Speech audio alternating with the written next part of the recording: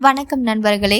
தமிழ் மாதத்தில் முதல் மாதமான சித்திரை மாதம் தொடங்கும் நாளையே நம்ம எல்லாரும் தமிழ் புத்தாண்டா கொண்டாடி வரோம்.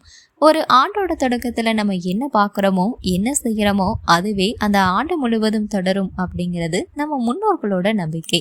அதுக்காக தமிழ் புத்தாண்டன்னைக்கு நம்ம என்ன பண்ணணும் அப்படின்னு சில வழிமுறைகளை நமக்காக நம்ம முன்னோர்கள் விட்டுட்டு போயிருக்காங்க. அதை தொடர்ந்து பண்ணி வந்தா நம்ம வீட்லயும் அந்த ஆண்டு முழுவதும் செல்வமும் மகிழ்ச்சியும் நிறைந்து இருக்கும் அப்படிங்கிறது நம்மளோட நம்பிக்கை. என்னென்ன வழிமுறைகள் அப்படிங்கிறத வாங்க பார்க்கலாம். இந்த ஆண்டு சித்திரைக்கனி ஏப்ரல் 14ஆம் தேதி ஞாயிற்றுக்கிழமை வருது.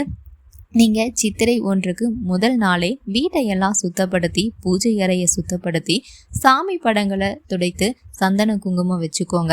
நீங்கள் தூங்க போகிறதுக்கு முன்னாடி இந்த கனி காணுதலுக்கான ஏற்பாடுகள் எல்லாம் பண்ணி வச்சுக்கோங்க. முதல்ல நமக்கு ஒரு கண்ணாடி தேவைப்படும். கண்ணாடி புதுசாக இருந்தால் பரவாயில்ல, இல்லை வீட்டில் இருக்கிறதா எங்ககிட்ட இருக்குது அப்படின்னாலும் பரவாயில்ல தாங்க. அதையவே எடுத்து சுத்தப்படுத்தி சந்தன குங்குமம் வச்சுட்டு அதில் நம்ம வீட்டில் இருக்க ஏதாவது ஒரு ஆபரணம், செயின், ஆரம், இந்த மாதிரி ஏதாவது என்ன ஆபரணம் இருக்கோ அதையும் அந்த கண்ணாடிக்கு போட்டு வச்சிருங்க.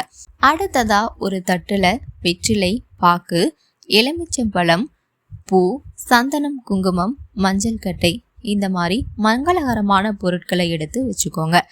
அடுத்ததா இன்னொரு தட்டெடுத்து உங்கள் வீட்டில் இருக்க நாணயங்கள், இல்லை கட்டுக்கட்டாதான் வைக்கணும் காசு அப்படின்னலாம் இல்லைங்க, உங்ககிட்ட எவ்வளோ இருக்கோ ரூபாய் நோட்டுகளையும் நாணயங்களையும் ஒரு தட்டில் வச்சுக்கோங்க.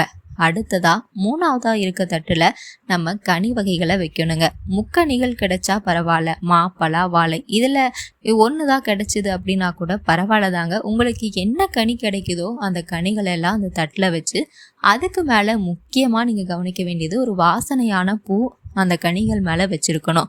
இதை வச்சு மூணாவது தட்டை வச்சுக்கோங்க. அடுத்ததா நாலாவதா ஒரு தட்டில் அரிசியை நிரப்பி அது மேலே லட்சுமி தேவி சிலை இருந்தால் உங்கள் வீட்டில் அதை வச்சுக்கோங்க.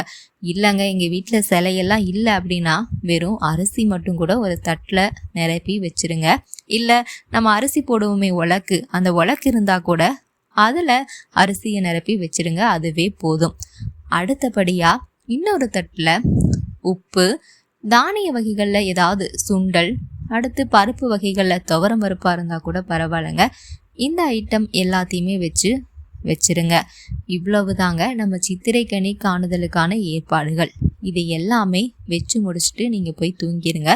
மறுநாள் சித்திரை 1 எந்திரிச்சதையுமே நீங்கள் முதல்ல முழிக்கிறது இந்த கனிகள்லையும் மங்களகரமான பொருட்கள்லையும் தான் இருக்கணும். அதை பார்த்துட்டு தான் நீங்கள் அடுத்த வேலையை தொடங்கணும். அடுத்ததான் நீங்கள் உங்கள் வேலைகளெல்லாம் முடிச்சுட்டு குளிச்சுட்டு வந்து தீபாராதனை காட்டி வழிபடுங்க. முடிஞ்சால் குலதெய்வ கோயிலுக்கு போயிட்டு வாங்க. அன்னைக்கு சித்திரை 1 அன்னைக்கு உங்கள் வீட்டில் இருக்க பெரியவங்க கிட்ட ஆசீர்வாதம் வாங்கி அவங்க கையால் சும்மா ஒரு 10 ரூபா பணம் கூட வாங்கி வச்சுக்கோங்க. அது ரொம்பவே நல்லது. நம்ம பெரியவங்கிட்ட இருந்து வாங்குற காசு நமக்கு ஆசீர்வாதமாக இருக்கும். இந்த தமிழ் புத்தாண்டை இந்த மாதிரி முறைகளில் பண்ணி இந்த ஆண்டு முழுவதும் உங்கள் வீட்லேயும் மகிழ்ச்சியும் செல்வமும் பொங்க இதெல்லாம் பண்ணிட்டு பாருங்க. உங்களுக்கான பலன்களை நீங்களே உணர்வீங்க. அனைவருக்கும் இனிய தமிழ் புத்தாண்டு நல்வாழ்த்துக்கள்.